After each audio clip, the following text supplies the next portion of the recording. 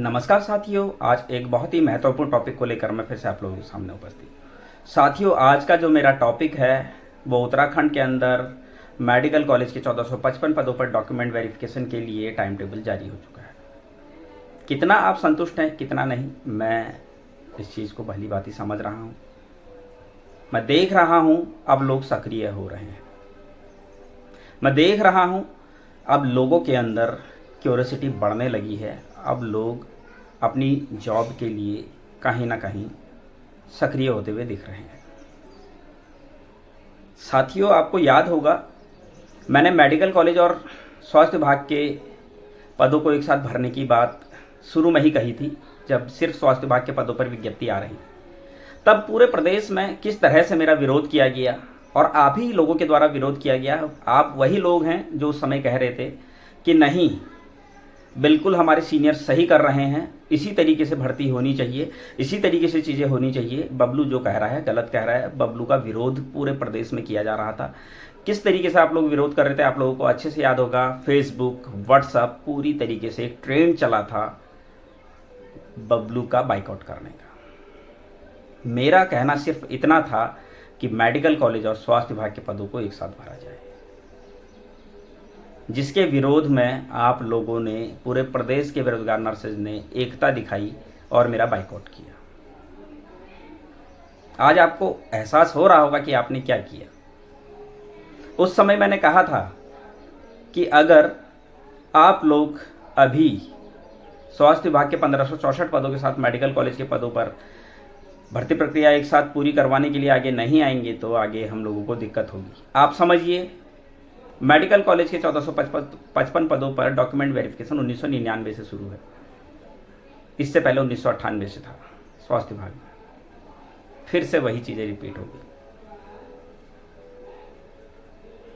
कहाँ हम जा रहे हैं। अगर साथ में भर्ती होती तो आप खुद सोचिए कहाँ तक सिलेक्शन होता। जब 1564 पदों पर जनरल में 2012 तक आया तो जाहिर सी बात है उससे आगे जाता। अब दोबारा से विज्ञप्ति आई तो क्या हुआ, सोचने का विषय है। साथियों, खैर छोड़िए, आप लोगों को इन चीज़ों से कोई फ़र्क नहीं पड़ता है। आप लोग खुश हैं, मैं जानता हूं आप लोग को इन चीज़ों से कोई फ़र्क नहीं पड़ेगा। आज मैं बात करने आया हूं कुछ खास मुद्दों पर। सबसे पहला मुद्दा हमारा कि वेटिंग लिस्ट आखिर कब निकलेगी। इसके लिए हमको अब घरों से निकलना पड़ेगा ताकि जल्द से जल्द वेटिंग लिस्ट निकले। ये बहुत ज़रूरी हो गया है साथियों। वेटिंग लिस्ट के लिए हम लोगों को घर से निकलना पड़ेगा ताकि ज़्यादा से ज़्यादा लोगों का सिलेक्शन स्वास्थ्य विभाग के 1564 पदों पर हो जाए। दूसरी बात, हम लोगों को जो 8 लोग इस भर्ती प्रक्रिया से बाहर हो गए थे, जिसमें से 2 लोगों को तो बाहर कर दिया था, 6 लोगों पर जाँच चल रही थी, उनके खिलाफ एकजुट होकर आगे आना होगा। ये बहुत ज़रूरी है। ऐसे लोगों को इस भर्ती प्रक्रिया में सम्मिलित नहीं होने देना है जो गलत तरीके से भर्ती प्रक्रिया में सम्मिलित हो रहे हैं। तीसरी बात, हम लोगों को एक चीज़ और देखनी है, अदर स्टेट के मामले में जो केस चल रहा है वो जल्दी से जल्दी निपटे। सभी लोग अदर स्टेट वाले मामले में हम लोगों को सपोर्ट करें, ये बहुत ज़रूरी है साथियों। चौथी बात, क्षैतिज आरक्षण। अब देखिए, अब आ गए, घूम फिर के वहीं आ गए। मैं पिछले कई महीनों से क्षैतिज आरक्षण के मामले को उठा रहा हूँ, अदर स्टेट के मामले को उठा रहा हूँ, लेकिन किसी के कान में जूं रेंगने को तक तैयार नहीं है। गिने चुने कुछ लोगों ने फाइनेंशियली सपोर्ट किया अभी 2-4 दिन से, लेकिन वो भी गिने चुने लोग हैं। पिछले इतने महीनों से हम इस केस को लड़ रहे हैं, किसी ने आज तक ये जानने की कोशिश नहीं की कि इसमें क्या हो रहा है। बबलू भाई, आप केस कैसे लड़ रहे हैं, क्या फाइनेंशियली आप लोग, कहीं आपको ज़रूरत तो नहीं है, सपोर्ट की ज़रूरत तो नहीं है, कहीं किसी बात की ज़रूरत तो नहीं है। हम लोग आपके साथ, किसी को कोई मतलब नहीं था। अब डॉक्यूमेंट वेरिफिकेशन की लिस्ट आ गई है, आप लोगों को ज़रूरत होगी, निश्चित तौर पर आप ज़रूरत होगी। अगर अभी भी ज़रूरत नहीं होगी तो मैं आपको इस चीज़ को लिख के दे देता हूँ, आज ये बहुत बुरा आप लोगों के साथ होने वाला है। क्षैतिज आरक्षण वाले मामले में आप लोगों को एकजुट होना पड़ेगा। अगर आप आज एकजुट नहीं होते हैं तो भविष्य में आप रोते रहेंगे। 250 पोस्टें बचने वाली है। 103 पोस्टें स्वास्थ्य विभाग की बची हुई है और लगभग 148 पद। आप गिनिए ज़रूर, आप लोग देखते ही नहीं है। आप रिजल्ट उठाइए, जो स्वास्थ्य विभाग के 1564 पदों पर जो भर्ती प्रक्रिया पूर्ण हुई उसका रिजल्ट जो आया था, उस रिजल्ट को उठाइए, उसमें पेज नंबर 2 में जाइए, पॉइंट नंबर 7 में आपको क्षैतिज आरक्षण के जो पद बचे हुए हैं वो सारी डिटेल मिल जाएगी। कितने पद SC के हैं, कितने ST के हैं, कितने OBC के हैं, कितने EWS के हैं, कितने सामान्य वर्ग के हैं। डिग्री में, डिप्लोमा में और महिला में, पुरुष में, सबका अलग अलग डाटा डिटेल वाइज दिया हुआ है, वो आप जरूर देखिए। इसी तरीके से क्षैतिज आरक्षण के पदों को देखने के लिए मेडिकल कॉलेज के जो विज्ञप्ति आई है 11 जनवरी 2023-24 को, उस विज्ञप्ति को देखिए। उसमें देखिए किस तरह से मेडिकल कॉलेज में 148 पद क्षैतिज आरक्षण के हैं और वो कैसे बर्बाद होंगे अगर हम क्षैतिज आरक्षण का केस नहीं जीतते हैं।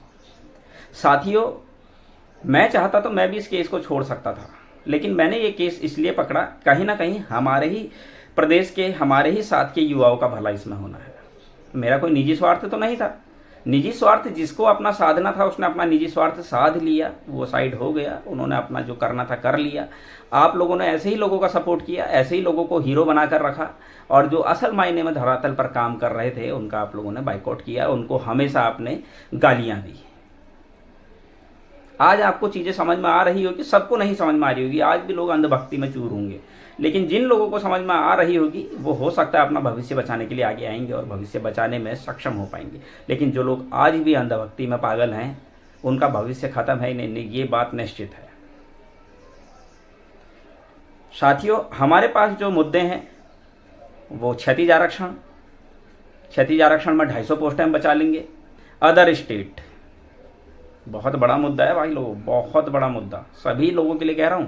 अदर स्टेट का मुद्दा बहुत बड़ा है। वेटिंग लिस्ट बहुत बड़ा मुद्दा है। और मेडिकल कॉलेज में और स्वास्थ्य विभाग में जो 8 लोगों को बाहर किया था, जिसमें से 2 लोगों को तो पूरी तरीके से कर दिया था, 6 लोगों पर जांच चल रही थी। इन लोगों के खिलाफ हम लोगों को आगे आना होगा। अगर हम आगे नहीं आते तो आप सोच सकते हैं आपका भविष्य क्या है, हमारा भविष्य क्या है।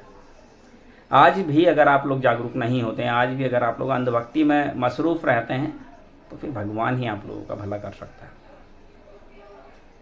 अब तो आप लोगों को आंखें खोल लेनी चाहिए। अब तो आप लोगों को समझ में आ जाना चाहिए कि आप लोगों के साथ ये क्या हो गया। अगर एक साथ ये पद आते, मेडिकल कॉलेज और स्वास्थ्य विभाग के एक साथ आते, तो 1564 पदों पर जो भर्ती प्रक्रिया हुई वो जनरल में कहां तक हुआ? 2012 तक। एससी में कहां तक हुआ? 2017 तक। एसटी में कहां तक हुआ? 2015 तक। ओबीसी में कहां तक हुआ? 2014 तक। मैं अभी डिप्लोमा की बात कर रहा हूँ। इसी तरीके से बाकी सब अपना कैलकुलेट कर लीजिएगा। अगर उसी टाइम मेडिकल कॉलेज के पदों पर भी भर्ती होती तो कहां तक जाता? जाहिर सी बात है 3 या 4 जो है बैच आगे तक जाता, निश्चित तौर पर जाता, क्योंकि उस टाइम पर तो कैंडिडेट थे ही नहीं। होते तो स्वास्थ्य विभाग में सेलेक्ट हो जाते, इतना आगे चला जाता। अब कहां जा रहा है?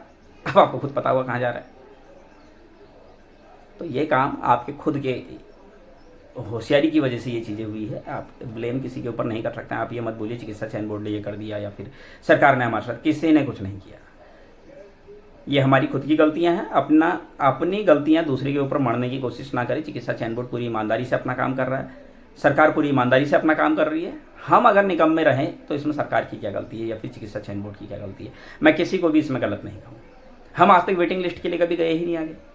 हमने कभी वो जो गलत तरीके से इस भर्ती प्रक्रिया में सम्मिलित हुए थे उनके लिए कभी आवाज़ उठाने की कोशिश ही नहीं की।